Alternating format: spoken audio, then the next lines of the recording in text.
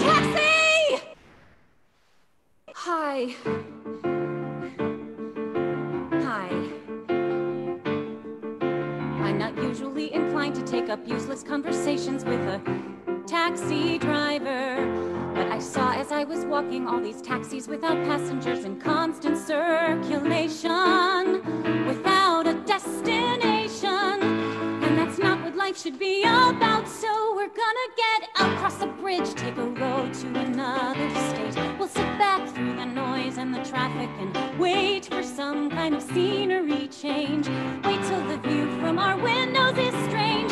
Trust me, I'm not crazy. I can see you making faces in the rear view mirror. I will pay you what the meter says. Just drive me up the highway. I don't care how far the way is. I guess what I'm trying to say is, in the bike lane of life, sometimes you've gotta get out. What? Were you listening? I don't know where to. You're the professional. You should be making these kinds of decisions. I am really not a person who is qualified to tell you where we should be going.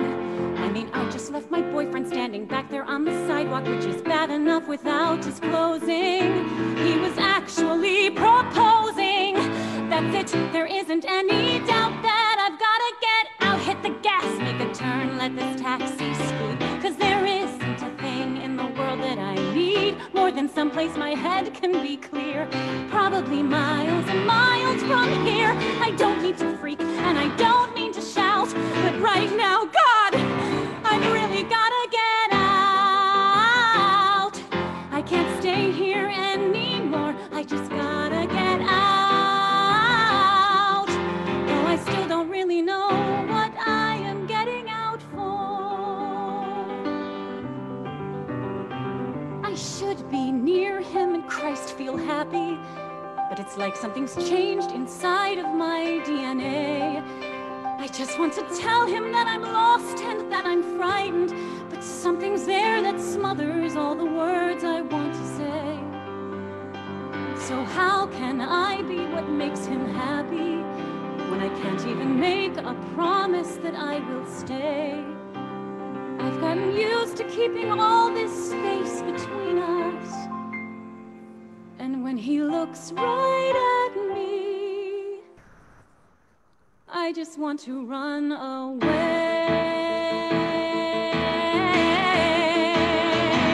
So I gotta get out. Yes, the only thing to do is to get myself out and accept the fact we're through. We won't get that far staying where we are. Oh my God, stop the car! I gotta get out. Yay. All right. Joshy Josh. Take us. Oh, here we are. Oh my God. Oh my God. I was in control of that. Didn't even realize it.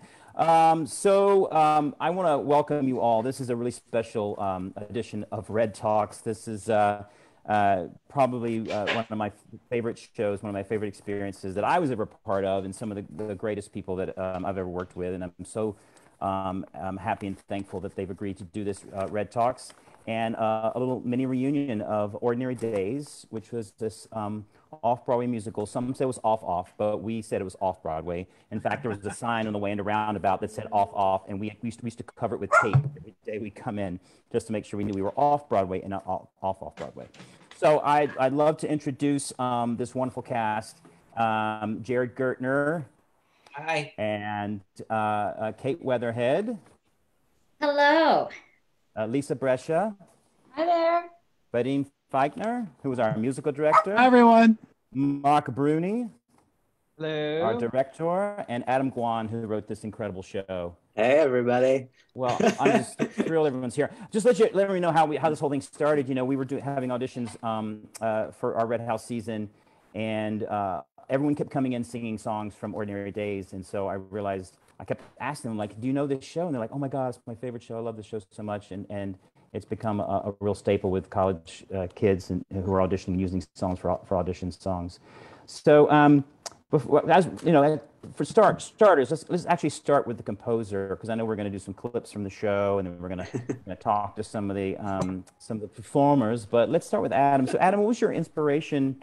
What was your inspiration for the show? Like, how did this whole thing start? It started in a very unexpected way, which is I had gotten this fellowship at the Dramatist Guild. They have this program every year for emerging writers, and they bring 5 musical theater writers and 5 playwrights basically into a writers group, and you're just sort of sharing work and getting feedback. When I did it, it was curated by Lynn Ahrens and Stephen Flaherty, and they kind of ran this program. And so I got accepted into this program and was so excited to have gotten into this program that I showed up on the first day. I was like, I'm here, I'm ready, I'm in a fellowship. And Stephen Flaherty, we're sitting around the conference table at the Dramatist Guild, and Stephen Flaherty says to everyone, welcome to your fellowship year. Let's go around the table and talk about the project that you're going to work on. And I froze because I had been so excited. I can't believe this is true, but it is. I'd been so excited to get accepted into this program that I forgot to think of what I was going to work on. I just kind of showed up and was like, I'm here, I'm in the program, I did it. And so people started going around the table describing these very detailed musicals that they were going to embark on in this fellowship year. And I was starting to sweat, and it got to me, and I said, I'm going to start a brand new project, and it's going to be contemporary, and it's going to be set in New York City. And then I ran home, and the first song that I wrote was a slightly different version of "I'll Be Here." I was just maybe I'll write a song cycle. I just have to start writing songs. And so I 2 weeks later, I'd written "I'll Be Here" and brought it in. And the show kind of evolved over that fellowship year. What started out as sort of just a collection of songs that were maybe going to be part of a song cycle, became these characters and this story and this musical. And Mark, when was the first time you heard this show, and how did you get involved? Well, Robin Goodman and Jill Raffson and Josh Fidler, who were kind of curating the Roundabout Underground, were really excited about doing this show as the first musical in the Roundabout Underground, and introduced me to Adam. And we went and had I think we went to the 71st Street Pier, and and we had some great fries and talked about the show. And by that point, there were probably, I don't know, 10 songs at that point, maybe more. It was still in sort of its hybrid, it was sort of moving from the original song cycle idea into being a musical. Yeah. Yeah. And then we just sort of started talking about further ways to tie things together and just beefing up some of the characters to make sure that we had questions about certain characters answered. And then you started writing things which you do extremely fast and extremely well. And there's nothing more fun than having an idea and talking about it. And then the next morning, suddenly there's a full song that has arrived that has done everything you talked about and more. How was it for everyone? Let's just go around. Jared, when the first time you heard this music, how you got involved?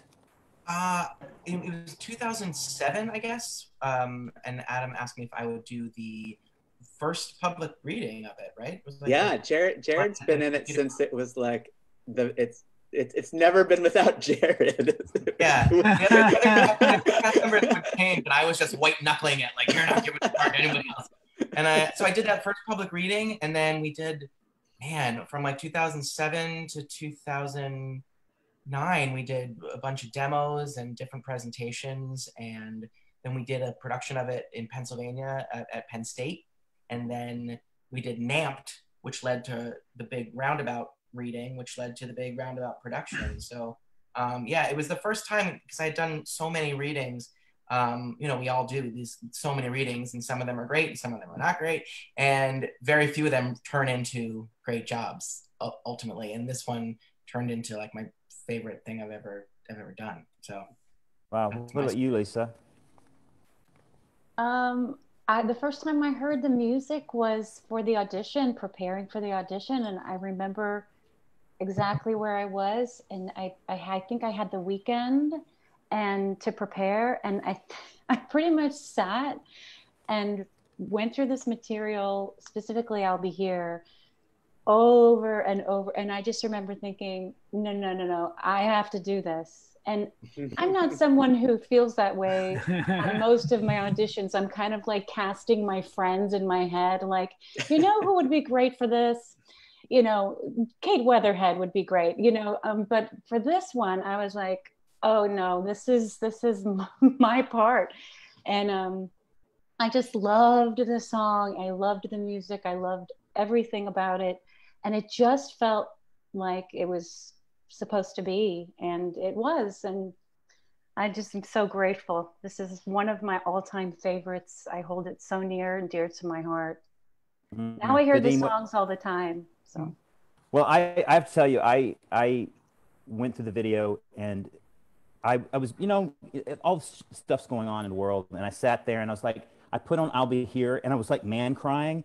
And then Jen walks in and she goes, what are you crying about? And I said, she's just so beautiful, you know. And also, I mean, the parallels obviously from 9/11 to what's happening now cannot be overstated. You know, there's nothing, obviously, there's nothing been like this, but 9/11 was close. Obviously, I'll Be Here was about obviously the backdrop was 9/11. So, yeah, it's such an affecting song, and I think I've been holding in tears, and then as soon as I saw you sing, I just burst into tears, and I think I man cried all day. Can I just say, when we did that first reading that I was talking about, we had to rehearse separately because we had such a short amount of time to put it together. So Deb and Warren rehearsed a lot of their stuff together, and then Jason and Claire rehearsed a lot of their stuff together. I never heard I'll Be Here until the reading in front of the audience. I never got to hear it. And we sat there, you know, we're reading, we were on chairs behind the music stands, and Leo Horowitz sang it that day, and it was the first time I ever heard it, and I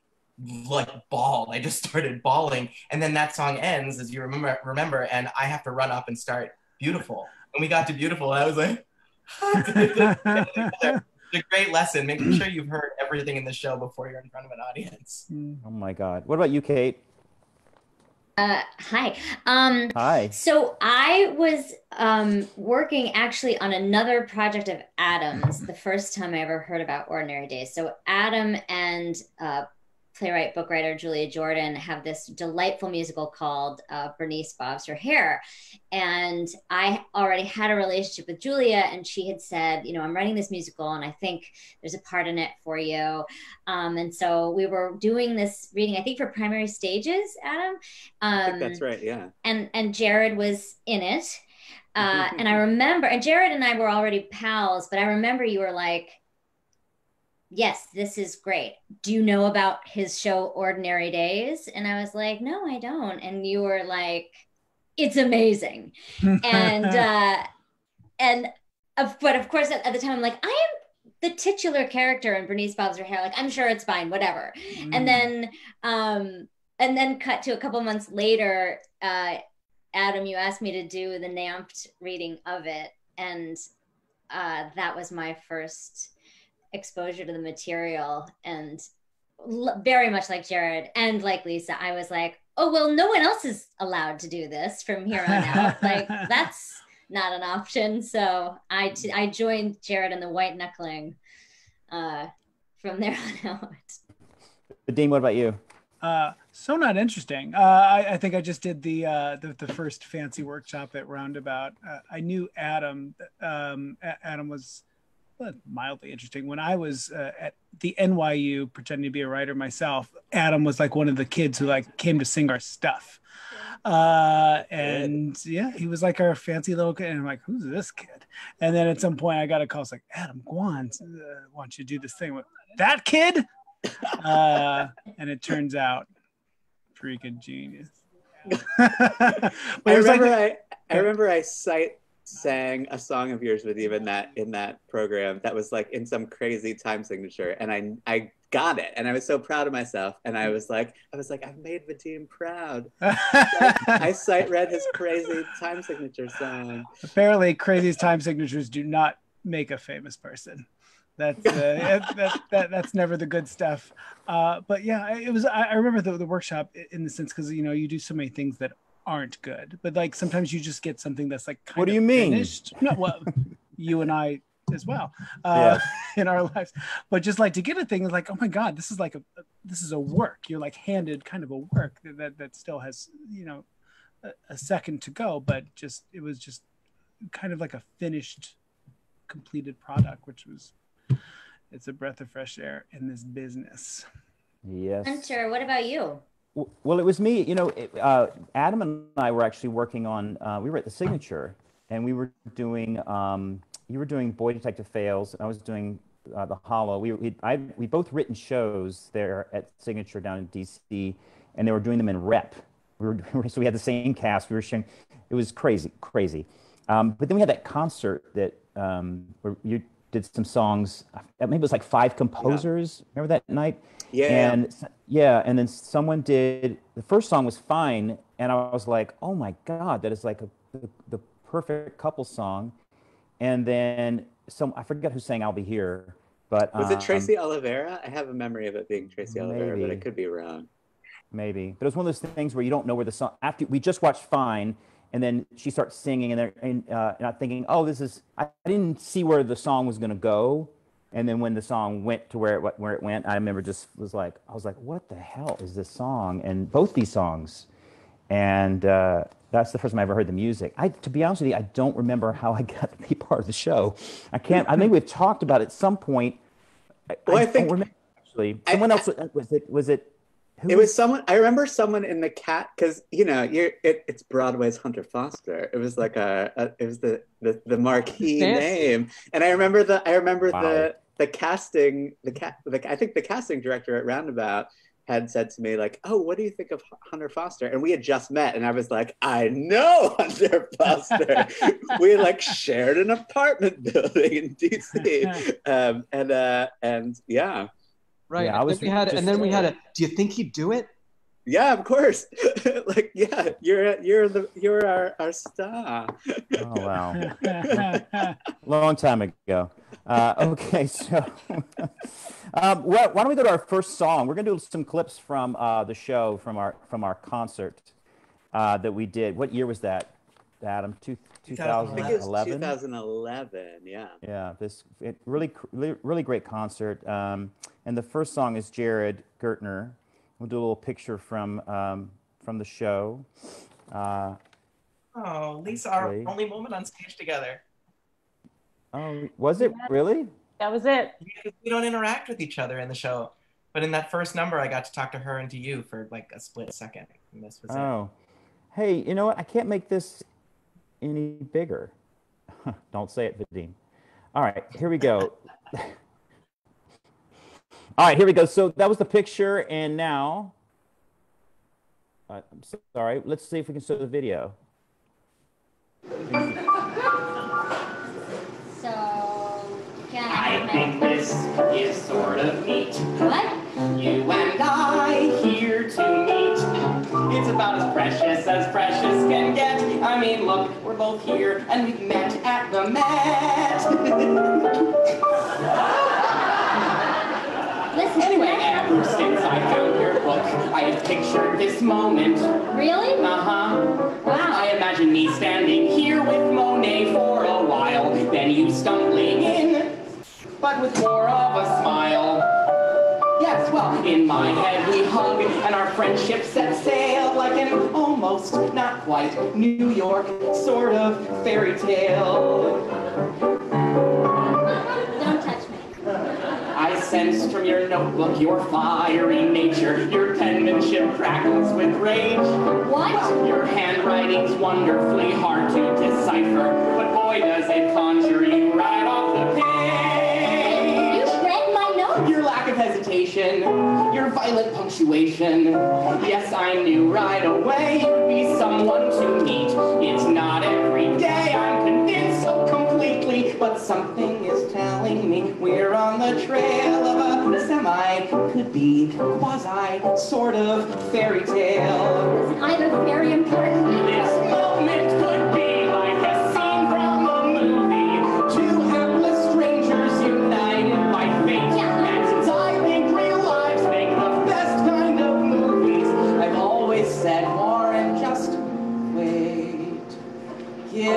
yourself over to fate.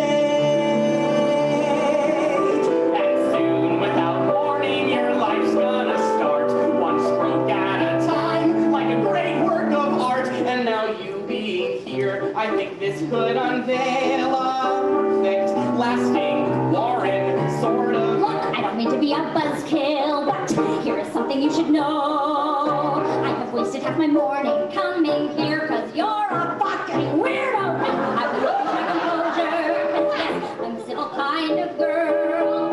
Ordinarily, I take deep breaths and count to 10, but right now I'm so far from zen that frankly there is nothing I can do but tell you thanks for the waste of a day, and thanks for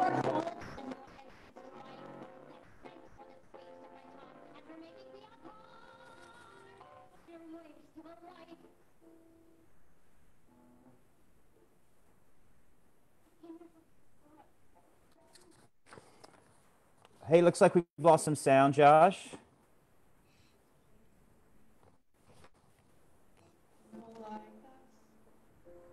Hey, Josh. Of tiny specks huddled together in random arrangements that nobody expects. Every dot on its own, ordinary and pale, but grown together one by one, they make this dazzling, joyous, hopeful sort of. Never mind. So can I have my book? Oh, right. Sorry. Oh my god. My professor was not going to give me an extension on this because he's like a Stalin of English lit. He has yet to crack a smile in his life, and if I didn't show up at his office today with these notes, my life would have been over. Okay. Oh. Can I buy you a cup of coffee? Really? You're gay, right? Uh-huh. 20 minutes.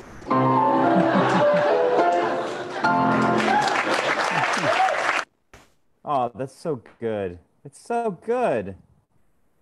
I was supposed to dance around with the microphone. Mark Rooney really wanted me to dance with that microphone instead. I remember this concert so well because we did the show in 2009, and then we recorded the album in 2010, and then this was our actual CD release party, which was 2011. So it had been quite a while. And before that concert, remember Kate like standing at the bar trying to remember what the lyrics were to our songs? Like, do you remember these lyrics?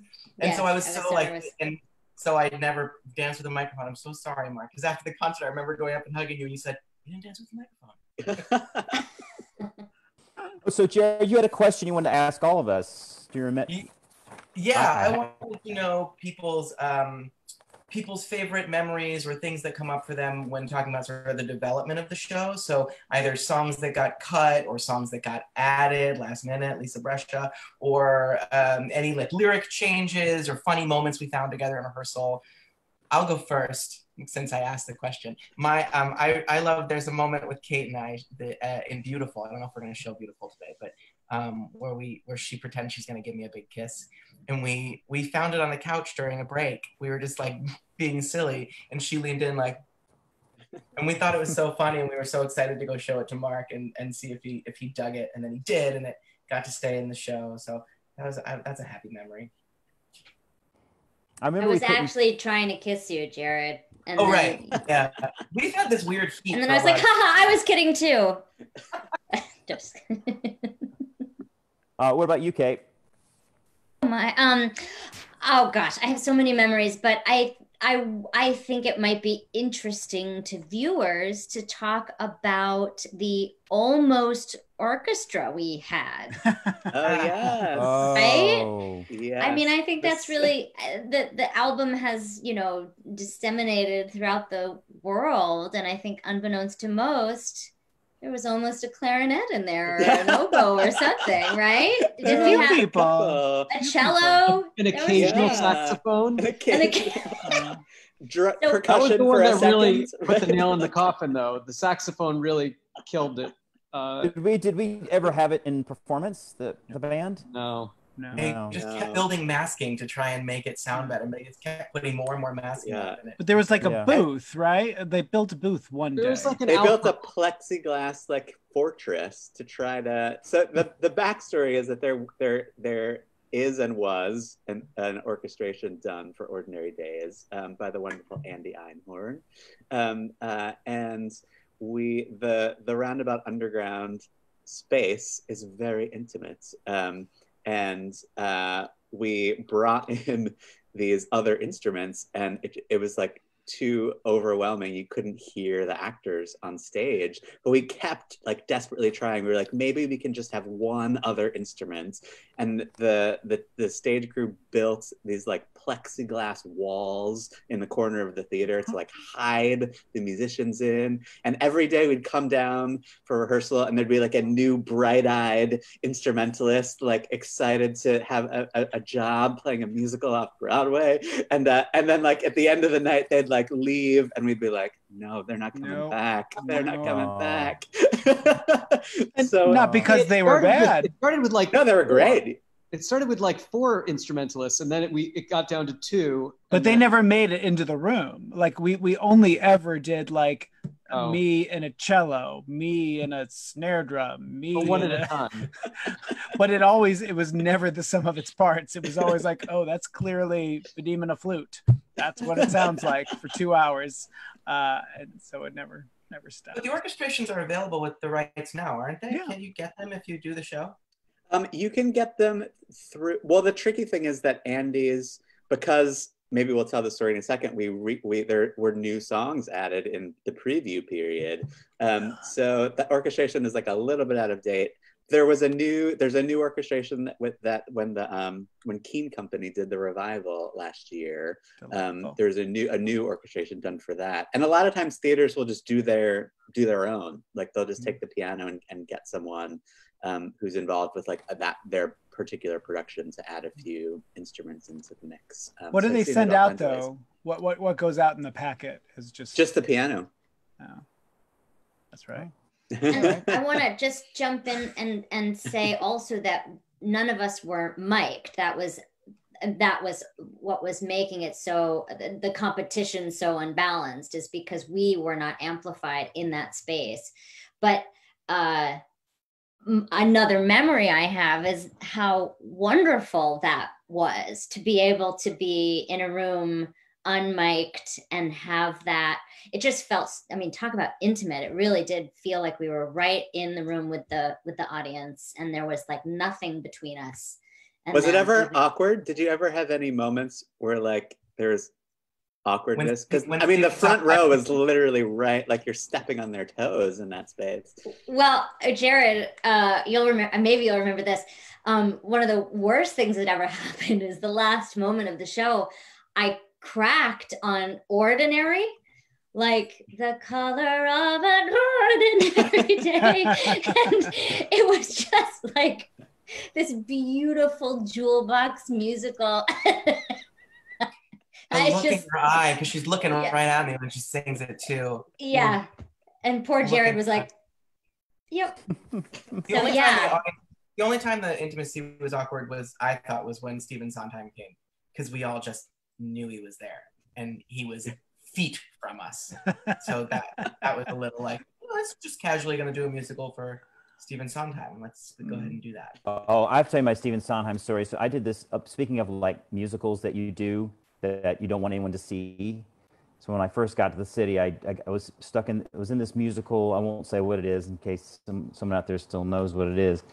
And so the director goes, so we're going to do a run through, and I'm having a friend come and watch it. And I was like, okay, that's fine. So I come out, it was like a 4-person musical like this, and I come out, and it's like him and Stephen Sondheim watching this rehearsal. Okay. It's terrifying. On that note, on terrifying, let's actually. I want to move on to Lisa. This is the song that we've been talking about a lot, and sort of like it's been. I mean, the people who've recorded this song, the people who still perform this song, but I don't think anyone does it better than Lisa Brescia. And so this is a picture of Lisa from the show, and I'm gonna have to just actually. No, there's Adam. 1 second. There it is. So see the picture down here. It's me and Lisa. I actually wore that U2 shirt for a long time. I don't know if anyone kept. I still have clothes from Ordinary Days. Remember, she was such a good costume designer. Yeah. Wearing it All right, right so now. we're gonna do it. Lisa We're gonna Zinni. do Lisa Zinni's got the. Lisa Zinni. Yeah, she was awesome. All right, so this is a song. This is actually at the end of the show. I'll Be Here, which is really one of my favorite songs of all time. With Lisa Brescia.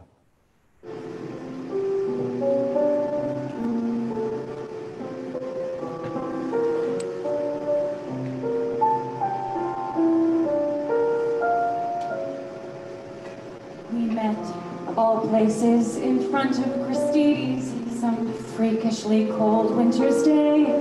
I had on several unflattering layers of wool. He slipped on the ice with his grocery bags full. So I rescued some Fruit Loops he dropped by the curb. He made some remark that my smile was superb. I thought that was sweet, and I started to go, and he said, "Hey, what you doing tomorrow? Because I'll be here on the corner of Bleecker and Mercer tomorrow at 7. If you want to meet up, I'll be waiting right here.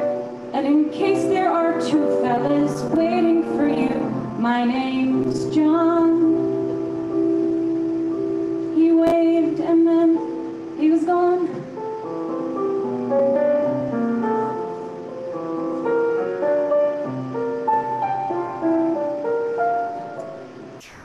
Needless to say, I went back there to meet him, mostly to see if he'd show.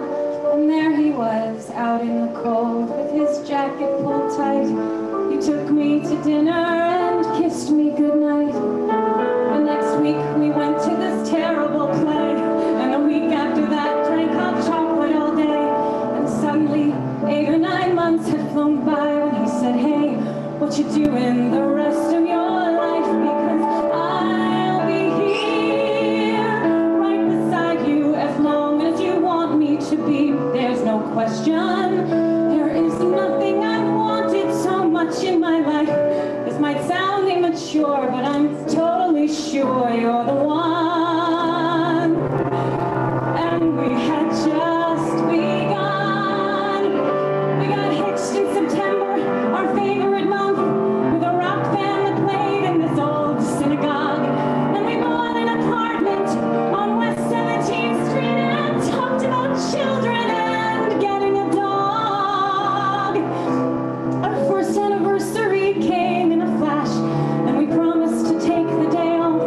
He had to step into his office that morning, and so I went walking uptown to this bakery I know. When I heard on the street what I thought was a joke, till I noticed the sirens and saw all the smoke. So I'm running back home with this feeling of dread to the voicemail he left, were the last words he said.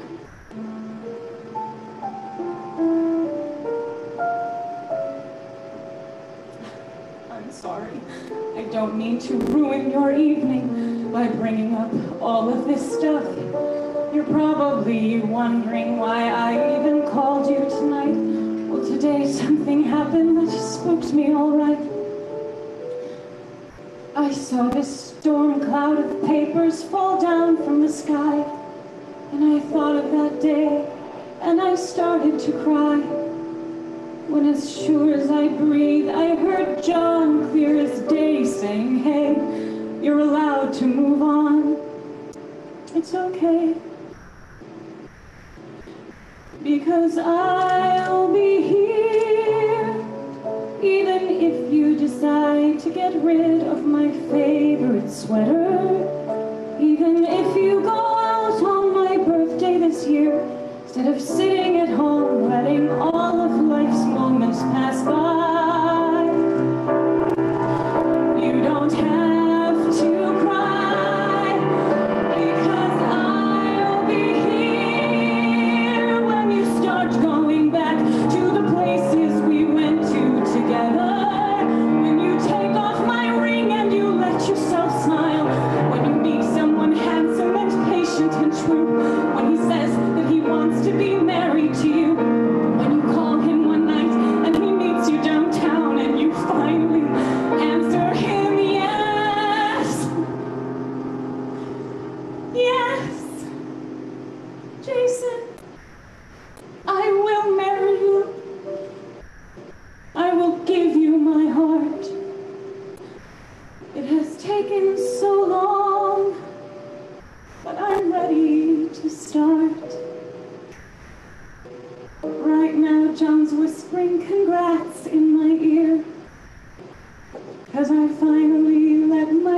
must tell you that I will be here.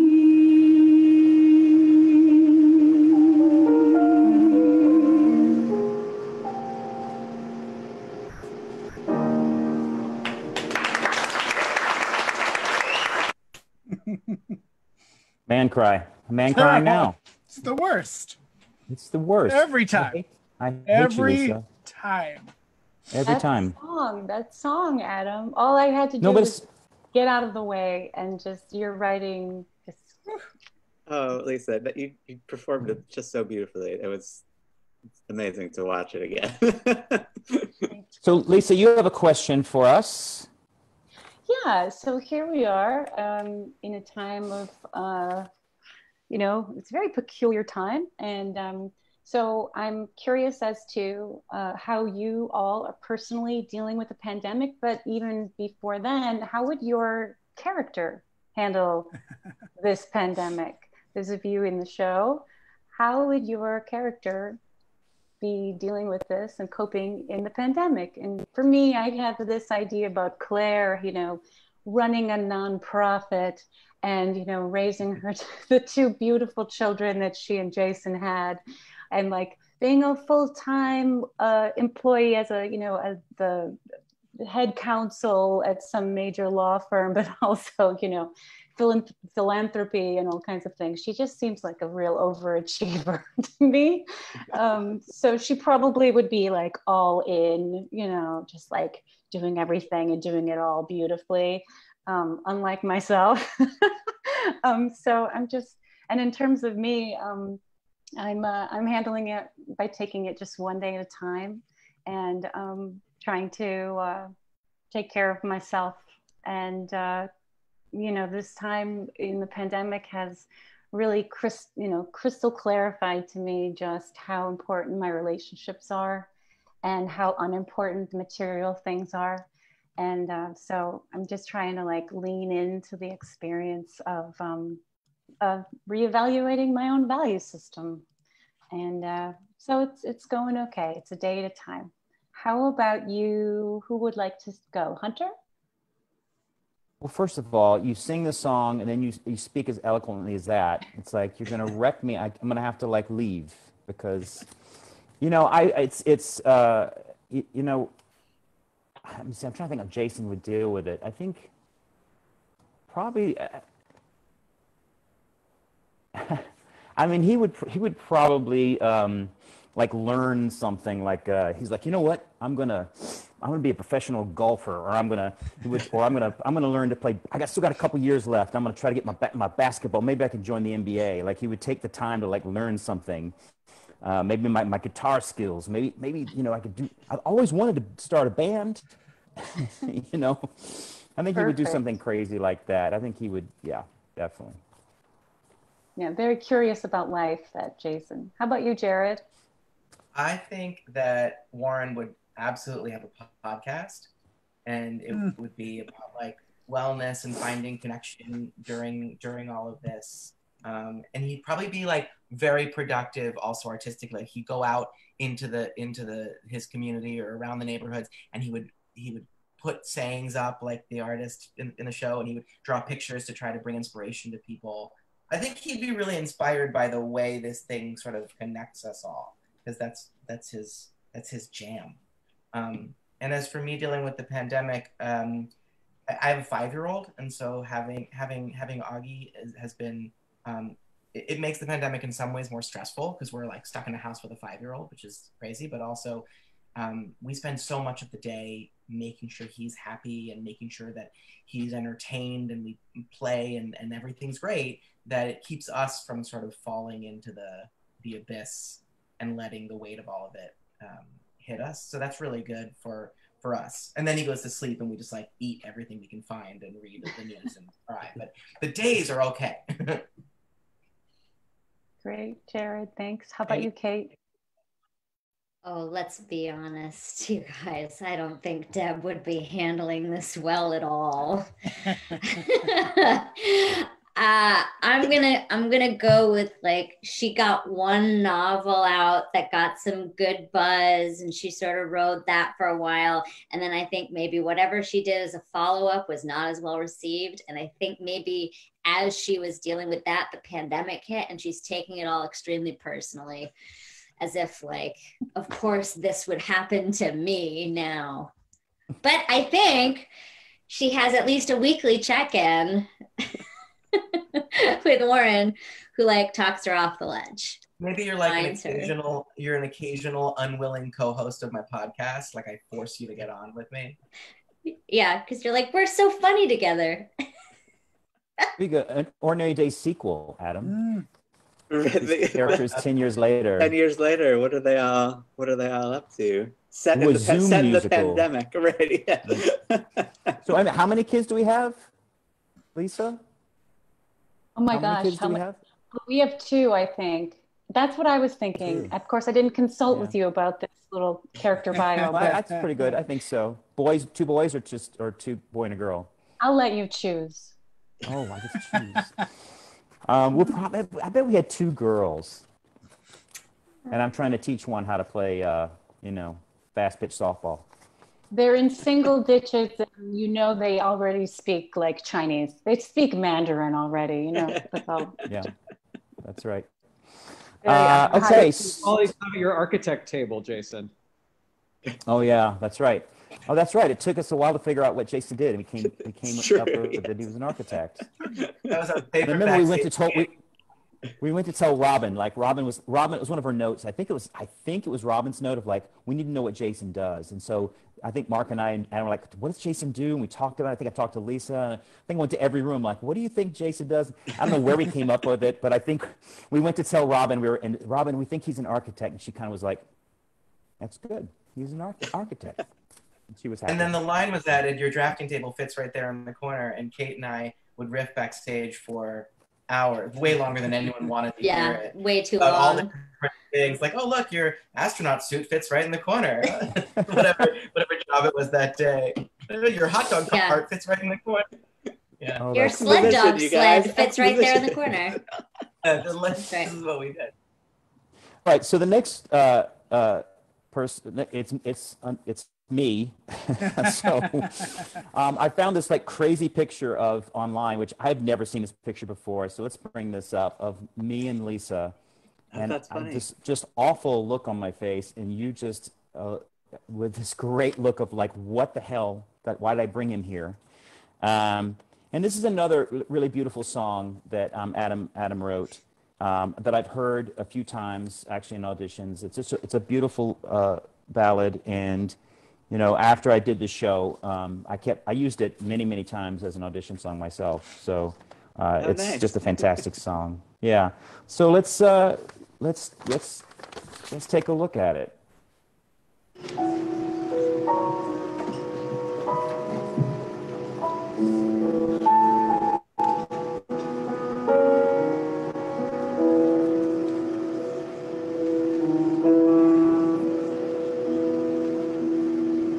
On this block, there's a garden tucked away behind this carriage house. I can see it from the window, stretching toward the sidewalk. And though I've looked there every day, I've never found the entrance to this perfect little place I'd like to go. But still, it's one of my favorite places. One of my most favorite places. A patch of green I've only seen from much too far away.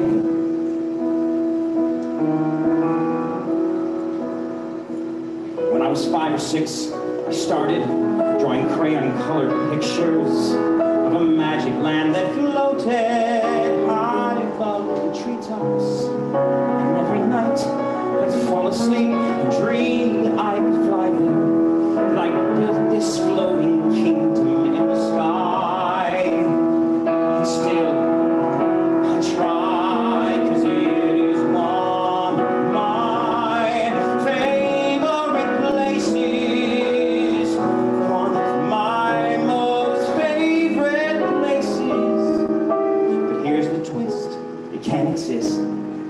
Why do I keep thinking that it does? All my life, I've imagined all these places, into each and every blueprint in my mind.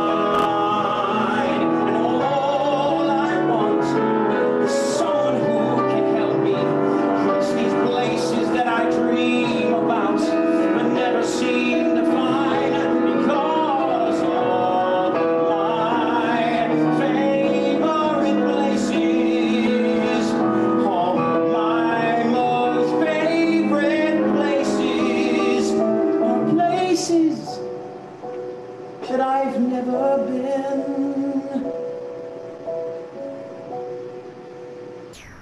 I go to that woman, sleeping well into the morning.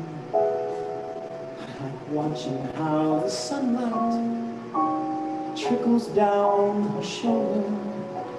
I know I've tried so many times to tell her that I love her.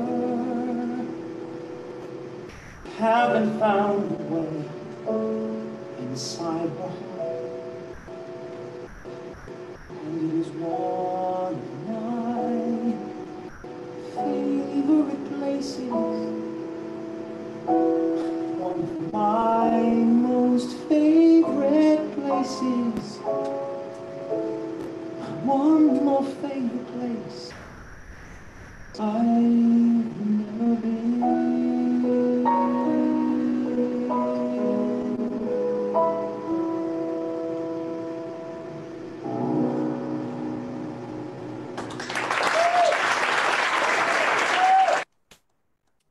Okay, so wow, it's so yeah. So part of even watching myself, it's part of my question is seeing the younger version of myself, seeing it wasn't that long ago, but it was a long time ago. I mean, it was 11 years. So how have we all changed as an artist? And this is it for everyone. Like how have we changed from who we were as actors and performers in 2009? Not even worrying about the pandemic, just like where we've ended up. Because I know that, like I said, in looking at it myself, and I think of that person that was in the show and where I was in my life, and then where I am now. And I see myself as being, I don't know, like it's such a snapshot of I remember everything that was going on at that time. And I think that I feel like I was, for me personally, I think I was so focused on career and things like that. And I feel like as I've gotten older, I feel like it's more about, the world and the people around you and what the things that are more important in life. Not that performing wasn't important, but just sort of it was everything to me when I was younger. And now I feel like especially now in taking the pandemic into context, is sort of seeing the world and saying, what can I do for other people as opposed to just doing something for myself. What about you, Mark? Where are you now? Different? Yeah, I was just looking at that and remembering the rehearsal process of just being in a room with the four of you, and how intimate that is, and how rare it is to be able to have something that you just love so much and that you get to work on a one-on-one basis like that, and to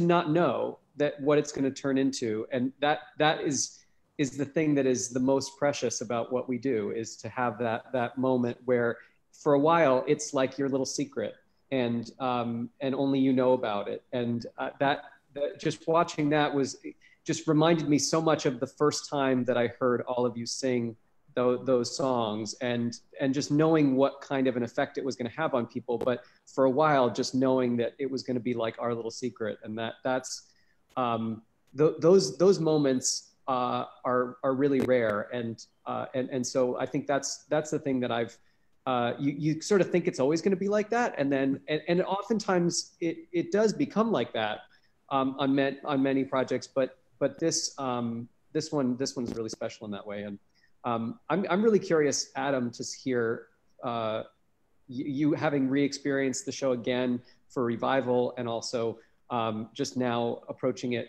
as an older artist, and how you've reacted to seeing even just the songs today. Yeah, the thing that strikes me about it all is there's this very particular brand of fearlessness that comes from doing something for the first time and kind of not knowing what you're doing. And I feel like that this show sort of captures that for me. And I've been thinking about this during the pandemic because I feel like I have rediscovered this feeling of fearlessness in because we've all been forced to try to do new things and to do old things in new ways, and I've found sort of a comfort in like returning to that place of like I'm just gonna learn how to. I don't know what I'm doing, but I'm gonna do it. I'm gonna try something. And the experience of putting this show together felt very much like that to me. And I think it's something you can only have on your first show, kind of like you were saying, Mark. Get like you almost know too much the next time. So to have that sort of naive bravery. Yeah, and it's funny. I have revisited the show quite a bit in the past couple of years, and since its life, I've gotten to see a number of productions of it when various groups put it on, and I always go into it thinking like, this is going to be the time I feel like I've outgrown it. Like I'm going to be embarrassed. It's like the kid. I've grown past it. But it hasn't happened yet. Every single time I get nervous every single time, and every single time I leave, and I'm like, oh, I still stand by this. Okay, I feel okay about this. And there's certainly some stuff that feels like the younger naive version of myself. But like I said, that I think there's something really wonderful about that, and something that I am drawn to, especially in this moment. I have a follow-up question on that. The revival was done. We saw it. Was it a year ago? Year and a half? Yeah, I think it was 2018. So like year and a half ago. Yeah. Yeah. I just wanted did everyone see it? Vadim, did you see it as well? I was with you. Yeah. Yeah. I mean, right next to you, Hunter. Was I? I don't remember. No, but seeing it again, like, and it was a really, really good production. I thought they were fantastic. What was it like? I know for me, it was to watch it and have other people do it. It was, I don't know, it took me down memory lane, and like, what was it like for all of you to sort of having experienced the whole show sort of live like that? Lisa. I didn't get to see the Off-Broadway production because we had the same show schedule when I was in Dear Evan Hansen, so I couldn't get there.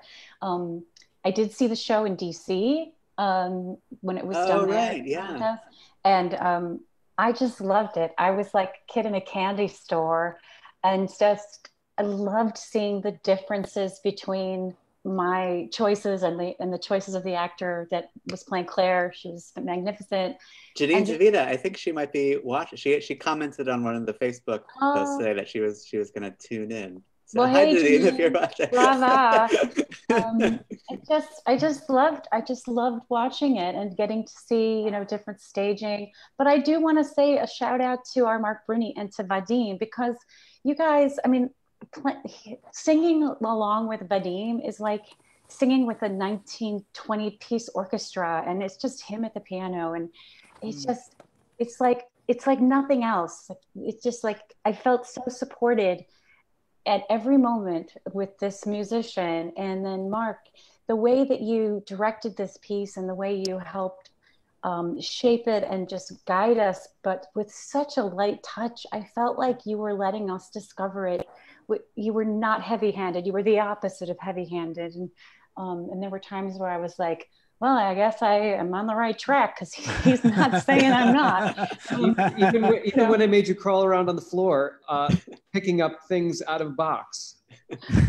I trusted you with my life. With the new song that Adam wrote in previews that involved Lisa dumping all of her worldly possessions onto the floor. But there were three. There was more than one. I felt there was like three in that slot, wasn't there? Did I make that up? There were, but I think only one replacement happened like while we were actually running in front of Let things go. Let Because things it used to be canceling the party. Yeah. Right. Canceling the. Oh my god. Yes, and the song. There were so many songs in the Space Between slot, the Jason character's first song. There were like yes. There were so many. Was Space Between and remind me, Was a new one that was new before the production, but I don't know that it was written during rehearsals. I think it was before rehearsals. I think it was written before rehearsals, but I'd like that summer before we started rehearsals, I had written like 3 different songs for that slot and kept getting that nope. A couple things. So Robin Goodman says more of All of You, please. Oh, Robin. And Janine is watching. Robin. Janine shouts out and says I'm here and she loves us all. Oh, yay. And Jennifer Cody says no one has mentioned Twan. Was Twan in the show? Twan was in the show. Get him on the call. I didn't know that. Twan was in the box. So we needed... You put a baby in the box? With Lisa's lyrics. Yes, we put a baby in a box. From what I remember, I think, yeah. So I know he was in the show. It's on his resume. I know that. Okay, so let's go to our final song. And this is Miss Kate Weatherhead. And let's get a picture of her from the show. Oh, yeah. And see, look at these costumes. Look how good she did. I mean, that's just brilliant costuming, both of these right here. I have to say this too, and should say this, that we are also very well lit. By yes. may not be related to Kate Weather. Interesting. Yeah. We are very well lit. Definitely. Kate's husband, Jeff Kreuter, brilliant lighting designer. And it must be said also that I don't know if you can tell from the picture, but the set was built out of LED panels that were like story. Yes, tell it. So we first of all, we approached the roundabout with this idea. Lee Savage, the set designer, wonderful designer, had this idea to have these LED panels that were going to be back there. This is in the very early days of LEDs, not when they were everywhere. So and we went to the Rachel Ayers, the general manager of the roundabout. I went with her with the set design, and it was like the scene out of Guffman where he asks for $100,000, and Rachel's like, the budget for the whole show is $10,000, and that swimming. So we found this guy that made these LED panels in his basement in Colorado, and he so they shipped them to us, and we actually used these ones that were like commercially available on like eBay or something as part of it. It's the future. I love that. But yeah, anyway, okay, that was my story. That's amazing. That's amazing. Yeah, look how cool they look. Every time I see this picture, I'm like, oh my God, that's amazing. Yeah, Jeff did a great job with the show. It was just really well produced. I mean, everything. I think you and Jeff and everyone was just across the board really well produced. All right, so let's go to, and I have to say, this song, I've sat through a lot of auditions, and women come in and sing the song all the time, and because it's a terrific song, but no one did it better than Miss Kate Weatherhead. So let's hear it right now. So I am on the 6th line heading up to my professor's office. It's like white years off of campus. Don't ask me why. I'm sandwiched in between this guy who's literally drooling and some European hipster who, well, let's be honest, smells Woody Allen or Gershwin in the air. When I walk that path in, well, I'm not so impressed. I hear like Philip Glass at best. I wish I could take a second to get cool. But it's not working because I'm a magnet for a special breed of psycho who think being weird's a valuable use of time. And my notebook likes to wander on its own across the city, taking with it my whole thesis, which I need to write like now. I don't remember the Muppets getting high when they took Manhattan, but my own diagnosis is I'm creeping towards psychosis because I cannot find a place to get calm. It's really hard, you know. I tried to take up yoga, but you'd be surprised how many people don't think deodorant is in. I even saw a life coach who told me I should breathe, just breathe. But every time I took in a breath,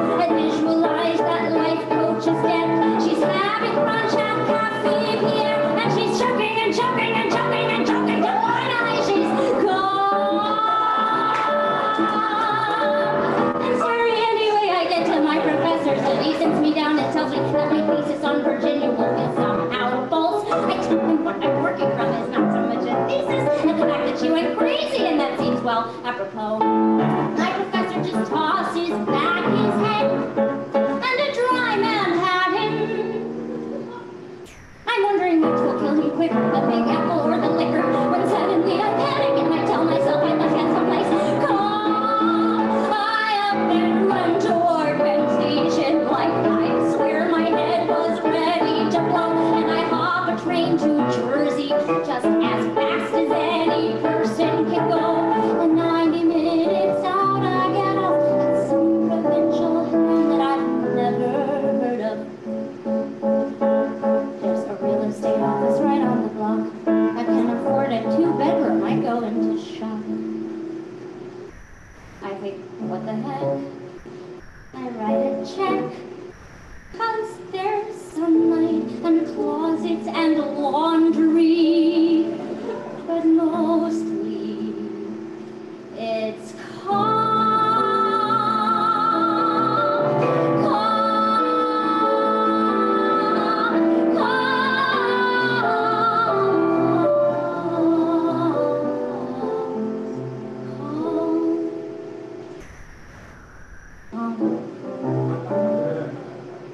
really calm.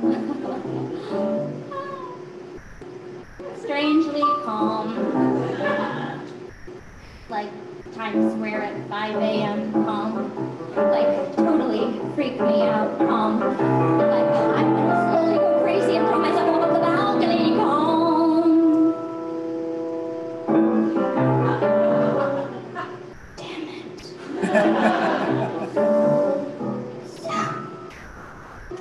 Tear up my deposit, and I head back to Penn Station. Of course, the subway's broken, so I walk 4 miles home. And like 14 hours later, I get back to my apartment with my crazy spastic roommates in a room, well, of my own. I've got this black and white poster on my wall that says my Manhattan, and I give it the finger, but I let my gaze linger. And I notice how the people look like tiny specks of gray, all haphazardly arranged, just like they were in that Monet. And suddenly I'm struck by this bizarro revelation that, like Warren's whacked out theory, might deserve some exploration. I sit on my bed, and I realize I'm finally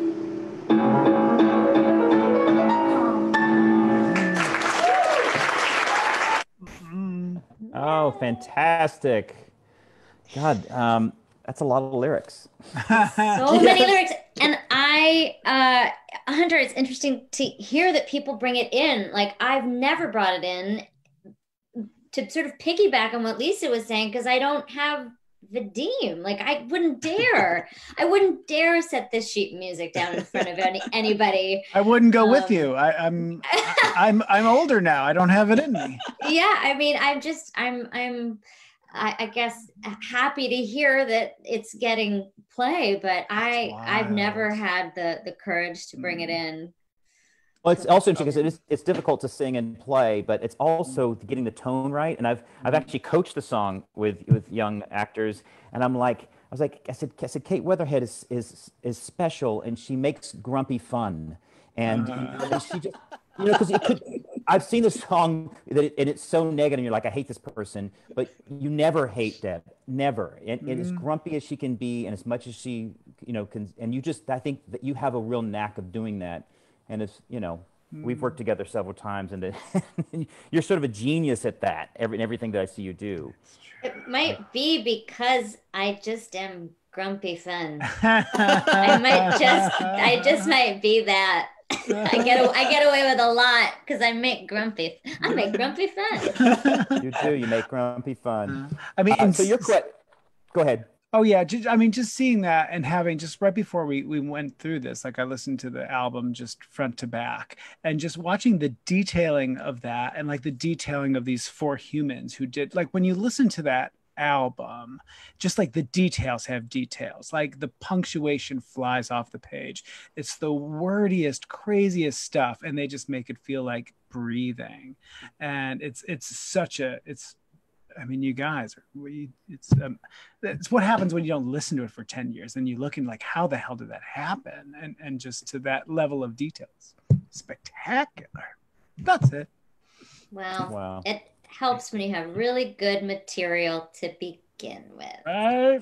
True. Yes. Lisa, let me know if you have to take off. I know you have an appointment, so just please go if you have to. I probably have to go within the next 2 minutes, but I'm sorry that that's the case. There's no place I'd rather be than on a Zoom with you guys. But I will have to go. So I'm going to say my goodbyes. Thank you for that. Love you, Lisa. I love you all so much. Hunter, thank you. We will be in touch. Thank you so much. Thank you for this show, and thank you for this reunion. I love you all. Thank you. Love you, Lisa. Bye, Lisa. Bye. Let's go to Kate's question. So, Kate. Yeah. Well, I kind of want to revise it only because we sort of touched on this a little bit. So I might revise it a tad and kick off the question by saying, one thing that makes this reunion particularly joyful, for at least for me, and I'm going to presume for everyone else, is that there's like not one of these squares, including Lisa, who just left. I'm not looking at any of you going, God, I haven't seen them in a long time, or like the last time I saw them was Ordinary Days. I mean, you are all key figures in my artistic life, which to me is my personal life. So the thrill that this is just the framework, it's not the reason we're all like in touch right now. Anyway, I just wanted to say that. And so I invite you to sort of talk about how we've all stayed connected in various ways throughout the years. But my original question had more to do with sort of your memories of how the show was received when we first did it in 2009, and sort of our perception of it or our take on it, either at the show itself or the production, and then sort of how it's like spread like a good virus throughout the world since. And I'm curious to know like how the show has found you over the years, whether it's by seeing productions or seeing it on auditions. Like I said, we've kind of touched on this stuff, but I'm just curious if you want to flesh that out a little bit more. So does that make sense? I sort of have two things I want to talk about. Jared, go ahead. Hold on, I'm still digesting all of your questions. Give me 1 second. This show revisits me all the time. I teach all the time, and my students are constantly bringing in Ordinary Days songs, which is really a thrill. I think partly they bring in songs from shows I was in as a way of like buttering me up, and it always works. So it's always fun to revisit it and to talk about this work, because it's still, like Adam was saying before, he stands by it because it's still so relevant. It still works every time I hear it. And I meet people all the time who love the show. I get emails from people playing Warren in different productions, which I really love. The best was when I was in London doing Book of Mormon, a guy waited at the stage door to meet me, and he said, I'm playing Warren right now in Norway, in Norwegian. And I was so excited. Yeah. And I sent him my email and I asked him to send me a recording, and I think he did, but I tried to find it today and I couldn't find it. But so that's really cool, because it's like the show, we did the show in this way underground, literally underground, tiny little theater, and it's thank God for that cast album, which was such a gift for all of us, and certainly for the show, because it's just been able to get out there. And what are the other parts of the question, Kate? How we've all stayed in touch? Yeah, just I mean, maybe it would be interesting to people watching just to know that like we have remained in each other's lives since then. Yeah, this whole group is such a special group. Every one of you guys. One of the best things for me that came out of this show was that right after it, Kate had developed Submissions Only, this web series, and you took me to, we went out to sushi, and you said, I've written a role, and it's like a lot like Warren, just like a little gayer and a little more theater. And I was like, okay, yeah, I'm in. And so then getting to play Randall on Submissions Only was like, again, one of the great joys of my life, which sort of stemmed from this experience that we had together, which I really loved. Great, you took the bait. I was able to get my Submissions Only plug in there. Thank you. Go. You can Venmo me directly. Available now on Stage TV. Vadim, how about you? I'm like looking at these faces and like to part A of the question. I just remember the second meeting all of you guys, you know, just way back in the day. I think we've probably done 4 shows with each square. I can think of that. And just like kind of so early in my life, like every time I met all of you, I know I was a child. And not knowing anything about this earth, but there's something about you know, whatever the alchemy of this group of people is, because I remember doing the show, and it was so hard, like physically for me. It was just a very athletically hard show, just because of the notes, Adam. You know, the first third is like some quarter notes, then I'm like, I'm gonna move to eighth notes, and the last third is just every 16th note in rapid succession. But I remember, like, you know, just going to sit down to the show and just looking at this thick binder of thing, and then looking at these people coming out, and just, you know, just taking a breath and having just kind of 80 unbelievable minutes in succession with a group of people and making a thing. And I also remember like thinking, well, this is what it is. This is what it's always going to be. And that is not the case. I mean, so looking back, like, it's a very special occasion where you just actually just make a thing in space. You know, I was like 2 feet away from you guys, and we were just like doing like a true chamber piece with people who'd become part of my actual life. And I don't know, is that tangential to your question? That's what I think about when I react to you. I love it. Good. Mark? Yeah, I've had the great pleasure to work with, I think, everybody at least another time since then. And yeah, this is it's a really special. I think alchemy is the right word, because it gelled in a way that just was extremely special. I was, as you were saying, that the basement that we were in, there's 3 or 4 rows of regular chairs, and then there's the 2 rows of the high stools in the back. And I just remember sitting with our assistant director, Ross Evans, who, it's his birthday today, by the way. Happy birthday, Ross. Happy birthday, Ross. And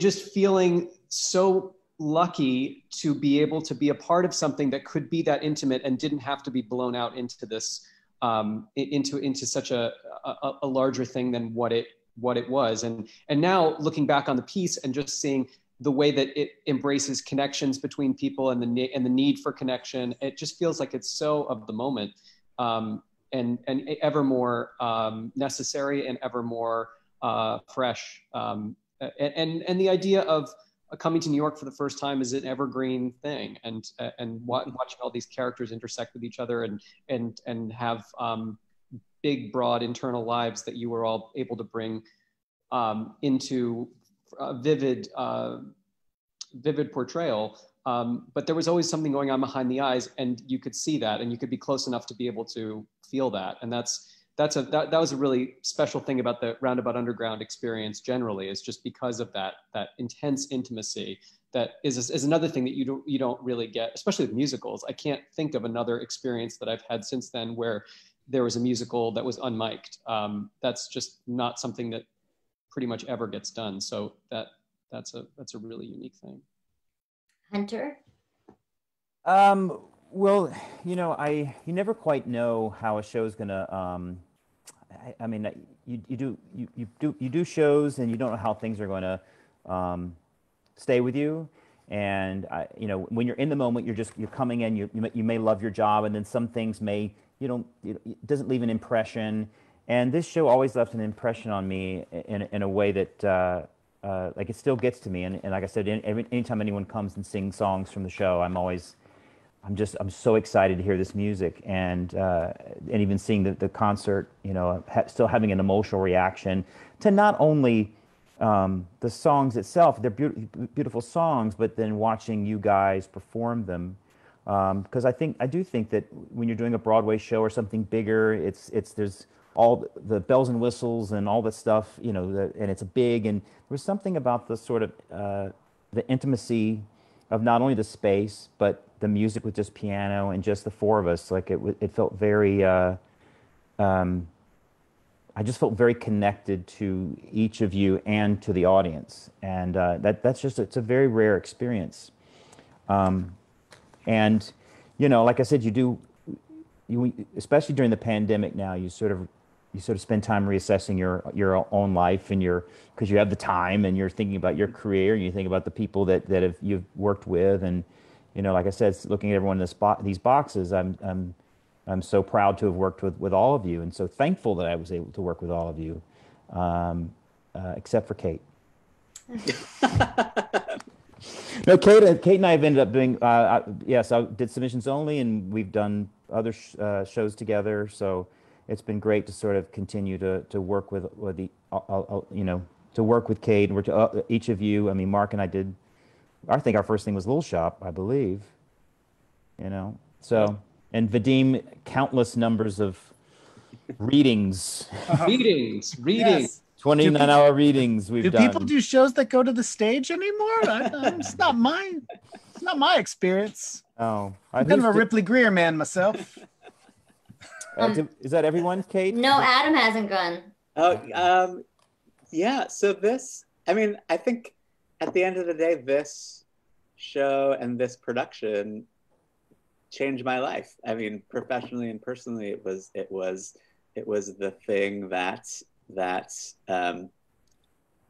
changed me. But I think in alignment with the feel and the tone and the message of the show, it changed me in profound and palpable, but small and ever evolving ways. It was not like a big, huge, like most things in life, contrary to what we might expect. It was not a huge cymbal crash.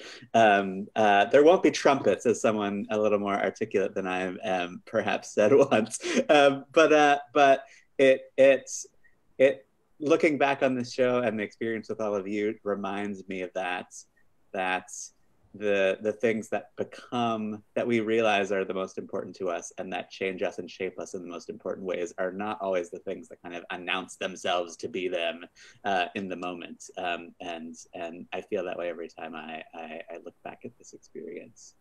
It was a painting of apples. It's a painting of apples. Yeah.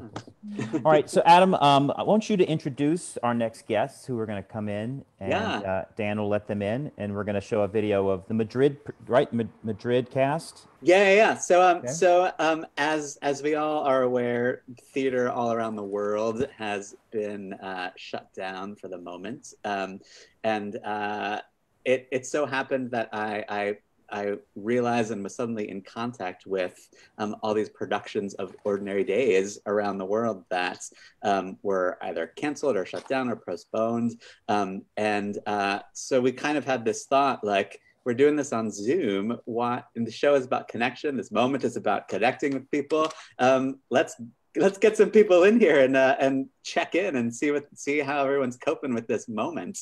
And it really was inspired. The first production that I became aware of that had to get shut down was this production in Madrid. And the cast, after their run was curtailed, the cast made a video of the rooftop sequence that they filmed from their homes and put together. And it was one of the first of these videos that I saw online because Spain was a bit ahead of us, sort of in the wave of shutdowns. So that sort of inspired this next segment, and we'll share the video and get, I think, about 15 people from around the world in this room with us. Great. Do we do the video first? Sure. Yeah. Or do we let everyone in first? Let's do the video, and then when we come back, there will magically be so many people on this. Perfect. Let's do that.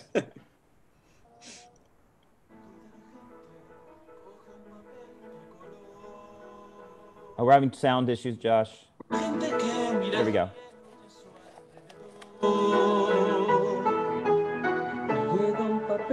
Let's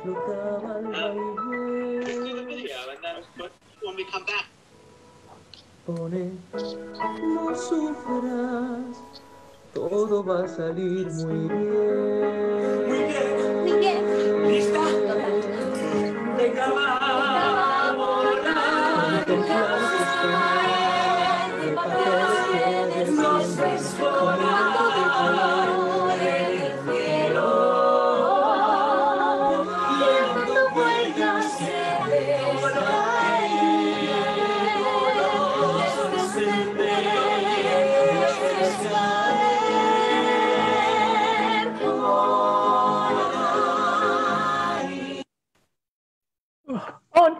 Yay! Oh my God! I find that overwhelming. Kind of.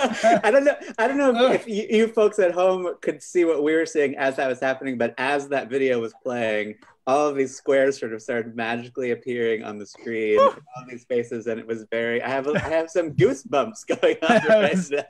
Overwhelming. And there's some pouring in. Welcome, everybody. Wow. Do we have folks from that Madrid production here? Will you wave? Oh, there's waving. There's Laura and Juanjo. Will you talk about how that video came to be and like what inspired you to make it? Like I said, it was sort of the first one of these that I had seen pop up on the internet. And I want to know how you guys came up with the idea to do it. Well, Laura? Oh no, we can't hear. Who? Oh, make sure. Can they not hear? Yeah. You might be on mute. Hear now? Can you hear me now? Yes. Yeah. Yes. Right. The earphones weren't working. Okay, so hi everybody. My name is Laura, and I play Deb in the Spanish production, and I'm here with Juanjo and Ferran. He's the producer and the director from Madrid, and we are so excited to be here. So this video happened because one of our pianists, we wanted to do something, and we were doing Ordinary Days on Mondays because all of the actors that were taking part in the play, we had other jobs. Like we put up this as a friend kind of thing. Yeah. So we wanted to remind people that this was happening on Mondays and that this would go on eventually again when the whole lockdown situation ended. So I think it was the week after, right after the lockdown started in Spain, that we put this up. And it was an idea of one of our pianists, Carlos, and he decided that it was a good idea to just do the rooftop because it's our favorite moment ever.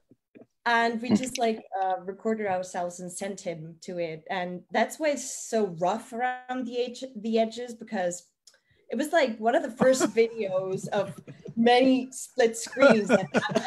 But it was beautiful, and I'm really happy we got to do it because I think it shows very well what the show is about and what it means to us and how it relates to the situation that we're living in right now.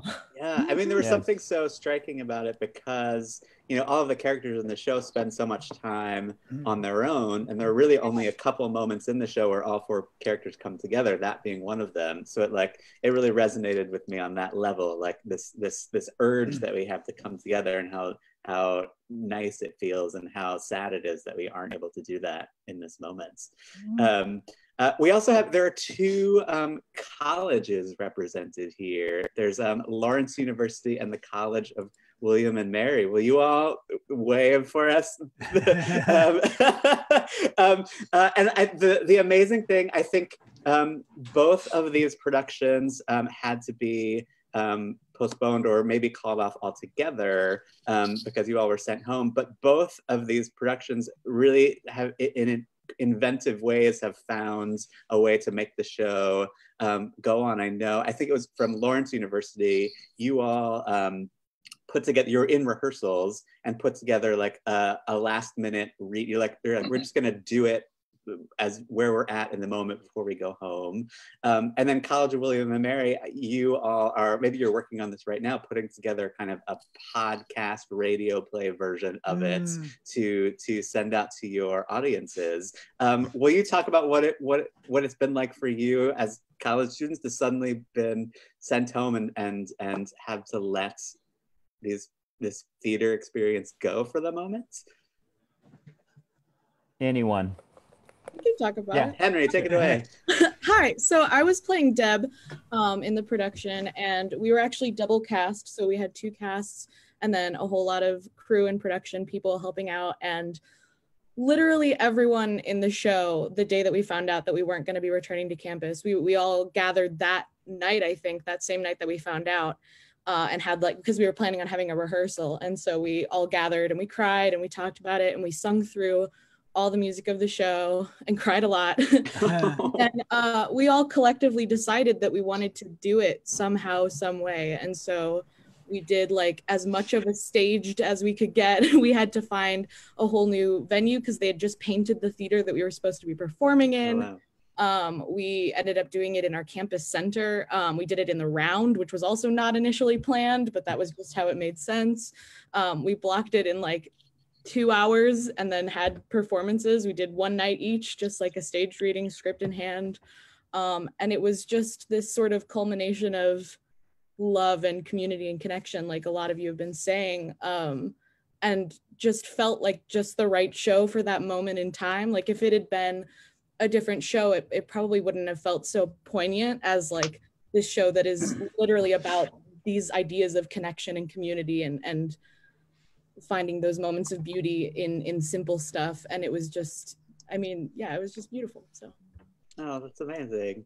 So some of the podcast folks, will you talk about how that came to be and how you're putting it together? Yeah, I can talk about the putting it together part. So I've been doing a lot of that. I am the music director / pianist / also now co-sound editor.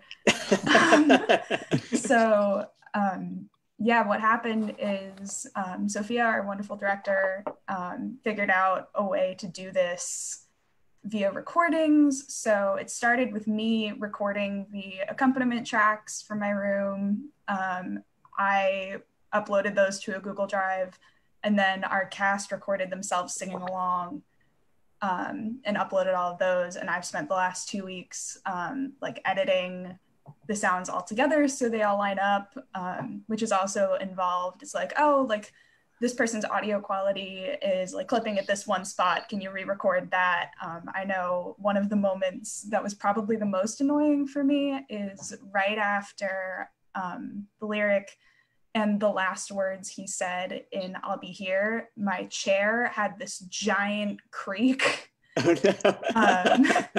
So it's been like figuring out ways to kind of mitigate those issues that happen when you're just recording in your bedroom. Yeah. How are your hands doing, Patty? They're doing okay. I'd only CBD every day.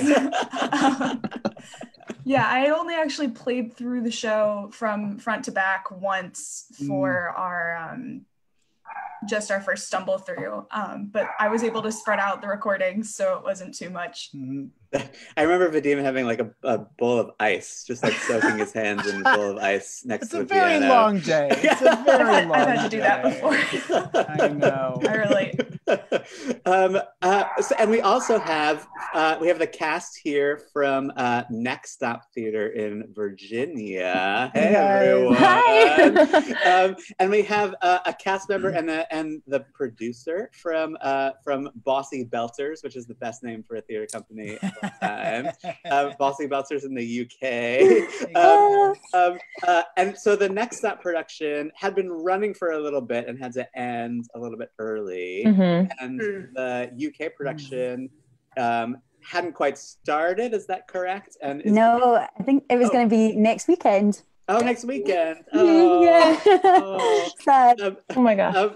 How are you guys sort of one of the hardest things it must be for the Next Step people is that like not being able to get closure. You know, Mhm. theater's so fleeting as it is, and we kind of know that it has an end date, and we prepare for that, and suddenly to have it go away, and how have you been coping with that? especially a really special show, which I think we all felt this was. Yes. You really want to have that closing. Some shows you're like, I don't care, let it end. But this one is not that. But we also didn't even get to say goodbye. Like we Right. found Mhm. out, Yeah. you know, Yeah. I was You were about supposed to to leave for perform the that theater. night. Yeah. Yeah. But I felt lucky that we got to do the 3 weekends. I mean, especially knowing people that didn't get to do shows at all. So we just felt blessed. I mean, even get to do it one show for this show, but getting to do 3 weekends is great. That's so sweet. And how are you folks in the UK doing? What are you dealing with over there at the moment? Still in a serious state of lockdown. I think we're on week 9, Jenny, is that right? Something like that. I've kind of Yeah, so we were mid rehearsals and very excited, but you know, obviously it has to be, it's postponed though, our production, not cancelled. So fantastic. we originally thought we would postpone it to October, but to be honest, that's looking kind of less unrealistic at this point. Yeah. But we did a similar thing with our cast video, and we got all our cast together and, you know, filmed as best we could, separated, and that was gorgeous to be able to send that out. But yeah, it's strange times, but we will do it, and it'll be, you know, we'll love it even more when we get a chance to finally put Exactly. Yeah. Does anyone from the original cast have any questions for these folks that they want to ask, or vice versa? Did people have questions to ask the original cast? Jared, go for it. I have a question. Well, especially for some of the college students, with the reference back to 9/11 is so pivotal in the show, and I'm curious because some of you probably were maybe born after 9/11. Is that correct? College students, or during or right around. So how is that, and how is it for your audiences all these years after? Does it still bring that same kind of weight that it did when we did it, which was much closer to that event? I can go ahead and talk about that. My name is Tommy. I was the music director at the Lawrence University production with Henry, and Henry was actually the one that introduced me to this show 4 years ago. So it's kind of cool to see this arc happen with us as we were both seniors. So just a neat little tidbit. But for me, I was born in 1998, so I don't have any recollection of 2001, but definitely I recognize what that event really, how that really like changed our world.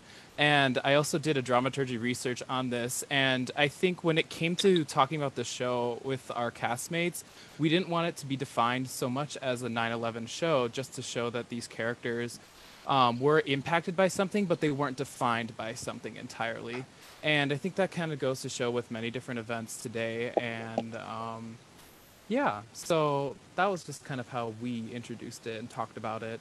We didn't really get too much time to talk about how we could introduce those ideas and themes to our audiences because our production was shoved up a whole month. But yeah.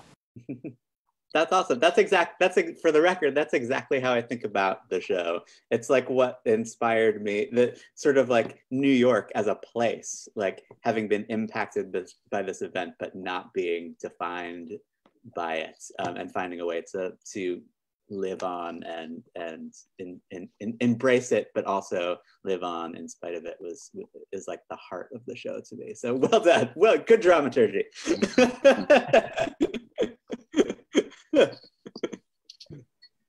Does anyone have questions for the cast? The original? I think I do, actually. Yeah, Anna. Yay. I'm gonna try really hard to be coherent and not start crying, but I just kind of want to know what it feels like to have done this, I guess, like not fringy because it wasn't part of the Fringe Festival, but maybe off-brand type of show, and then see it blow up to something that obviously has touched so many people and is internationally recognized now. You never Incredibly moving. Sorry, who did I just step on? No, Hunter? go ahead, Kate. Go ahead, Kate. Sorry. Not the first time. I mean, yeah. It's a profound feeling. It's overwhelming watching all your faces pop up. I'll be thinking about that for a long time. Yeah, my husband Jeff and I were just talking about how during the production, and this is very typical of being in a production in New York, particularly off-Broadway or anything, you often talk about its potential. And I remember, we had a lot of speculative conversations about, what could it transfer to another theater, a bigger theater? This show is getting a great response. What could it mean for us doing it right now? And to now look back and realize, like everything, it was always bigger than us. It was always going to be bigger than us. And so to know that, this image came to me as we were talking, to know that basically what we were doing is we were planting those little seeds literally down in the ground so that it could grow to become this. I'm becoming very weepy. I'm going to let Hunter talk for a while. Well, I mean, I think, what's been great is to see young people sort of, it's like when people, like I said, I see young people using these audition songs, and people that know the show are learning about the show, and it's become a sort of a cult show amongst college kids. And the fact that they relate to the same things that you related to when you were younger, and going through them. And it's I think Kate's right. It's like we planted the seed, and to still see that people are still embracing the show and doing the show, and it still it reads to them like I said, in the same way that it read to us, has been really inspiring. And that's where this whole thing came about. I mean, I think I said earlier that like 10 people came in and auditioned with Calm, and I was just like, oh my God, this is, and they said, I said, you know this show? And they're like, yes. They said it's one of our favorite shows. So it's, and it's great to see it being done around the world. I love that.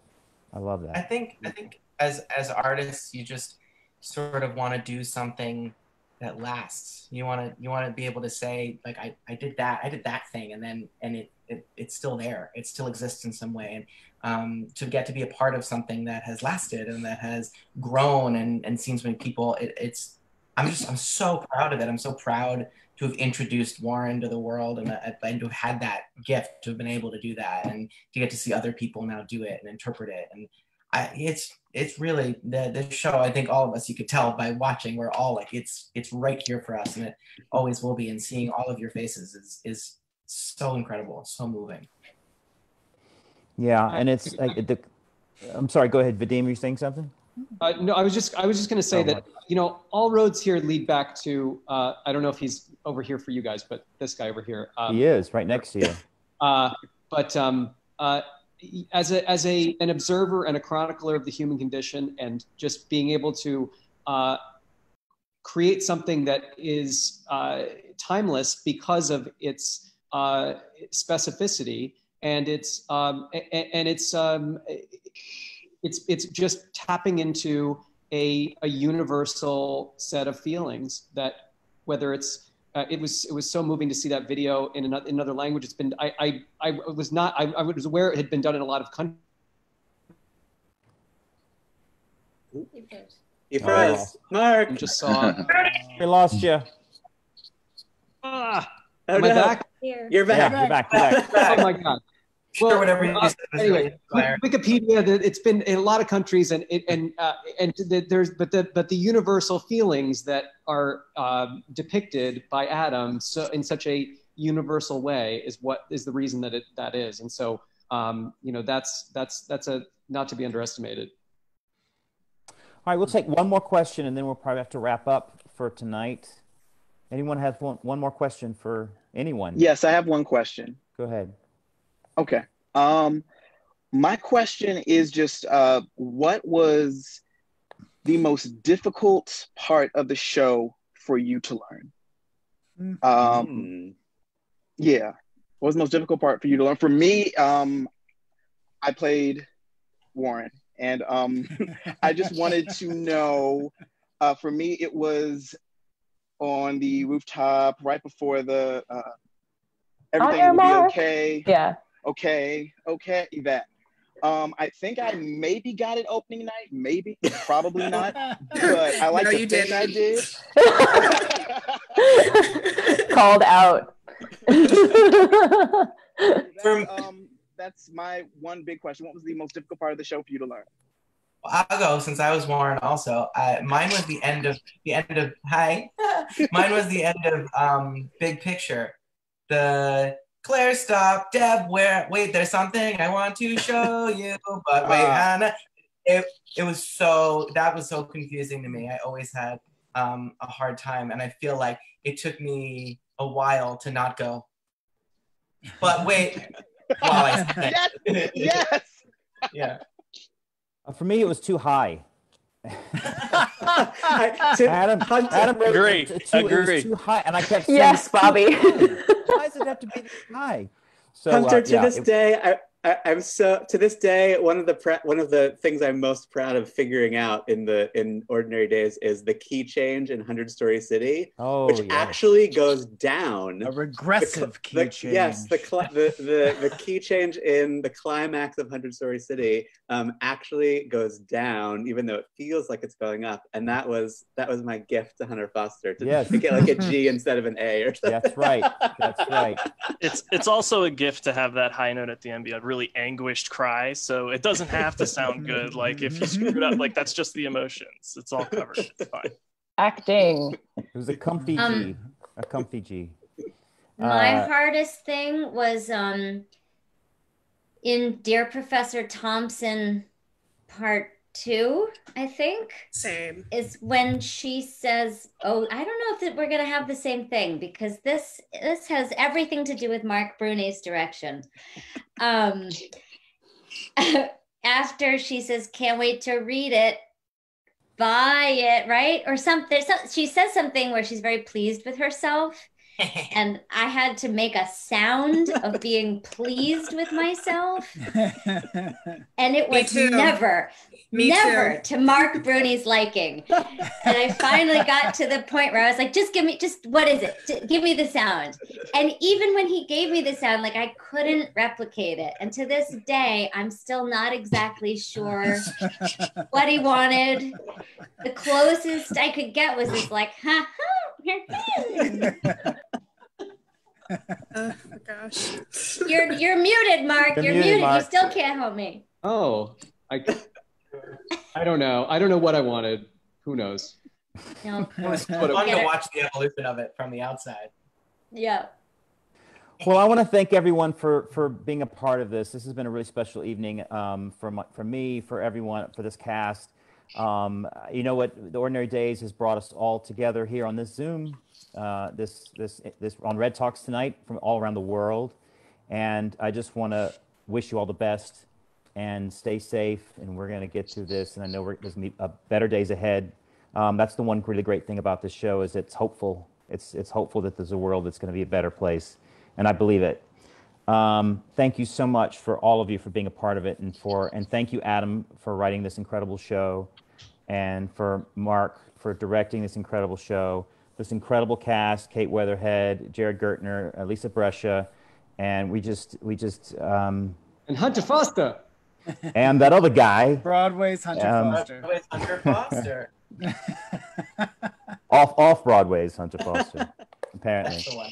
So I don't know if anyone heard that earlier. So we used to there was a sign that said the off-Broadway or whatever, and so I would go out and like put tape over the off, so we were off Broadway. It was in the review. It was in the review on the wall. Oh, the review on the wall. That's right. Oh, damn. The poster. That's right. Oh yeah, mine's my virtual background. I have the album that's signed by the my collector's item signed by the cast. These are original roundabout flyers given to me by Adam Kwan. Oh, there's flyers from a Next Stop flyer. Yes. Again, I want to thank everybody. I'm going to sign off now, but again, thank you so much for being a part of this. It really means the world to me. One second. Oh, Vadim, I still got you up. All right, I'm just going to stay in the big grid. So thanks everyone for joining us on Red Talks on Facebook Live. Next week, I just want to announce we actually it's going to be May 28th is going to be the premiere of our Zoom play called "Waiting for the Host," and it's a 30-minute Zoom play that we've been rehearsing, and it's going to be It's actually a play that appears on Zoom. The whole story is about this group of people who are trying to put on the Passion Play for Easter, and they are trying to do it on Zoom. It's really funny and has a very poignant end to it, starring Jennifer Cody, Broadway's Jennifer Cody, and some really other great cast members from our community and from New York. So please check that out. Tickets are on sale right now, so you can actually go on our website, theredhouse.org, and you can buy tickets for Waiting for the Host, which will be premiering May 28th through June 1st. Thanks so much for joining us at Red Talks. We'll be here next Tuesday at 5:30 with the cast of Waiting for the Host and the writer Mark Palmieri. Thanks so much. Have a great night. Thanks to all. Thank you, everyone. Hey! This one. Really? Yes, this one. This is your pick out of all of the paintings we've seen. This is it. Yes. Out of hundreds of paintings, your favorite painting is this piece of... Hey, what's wrong with it? Well, it's a little bit boring. Then you must be ignoring the most important bit. I don't see it. Warren, we've been walking around, passing statues of angels and portraits of kings. So you could choose anyone, and we're standing in front of this painting of everyday things. It's beautiful, right? No, it isn't. It's plain. Well, part of our trip to the Met is I get to explain. Here we go. So this is a painting of what? It's a painting of apples. That's right, that's right. So the artist has us looking at what? Boring everyday things. Well, yes. And the point? The point is that things aren't beautiful all on their own. Beautiful comes from reflection. Beautiful takes a person who makes a connection. You know what I mean? For beautiful to happen, the beautiful has got to be seen.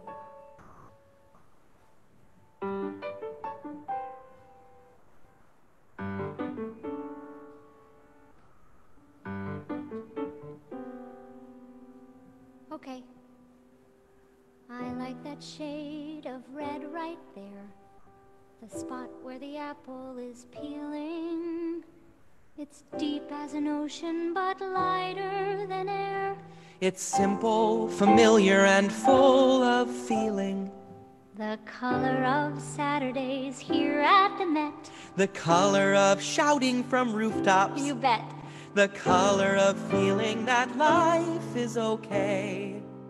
The color of an ordinary day.